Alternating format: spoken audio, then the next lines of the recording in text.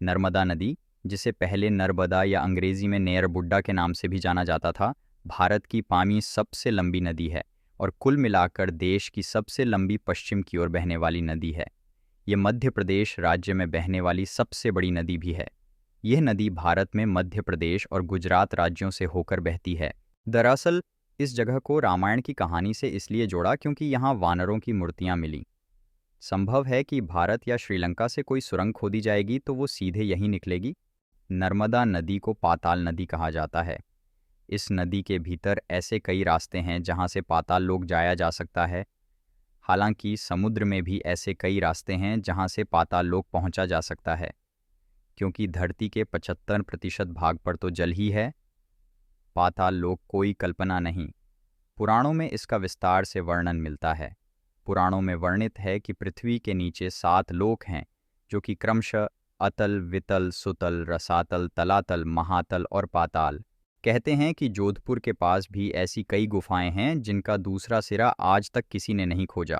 इसके अलावा पिथौरागढ़ में भी हैं पाताल भुवनेश्वर गुफाएं।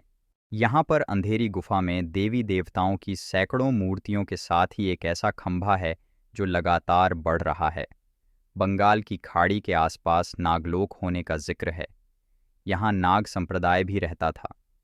पुराणों में नाग संप्रदाय का उल्लेख नागलोक के रूप में किया जाता है, जो धरती के अंदर ही है। वाल्मीकि रामायण में एक कथा का उल्लेख मिलता है जिसमें श्री राम और लक्ष्मण जी को अहिरावण अपहरण कर पाताल लोक ले जाता है। फिर वहाँ हनुमान जी जाते हैं और अहिरावण का संहार कर धरती पर उन्हें वापस लाते हैं। त्रेता युग की इस पौराणिक कथा में जिस पाताल लोक का जिक्र है, क्या वह आज भी धरती के नीचे मौजूद है? यह एक ऐसा प्रश्न है जिस पर निरंतर शोध जारी है।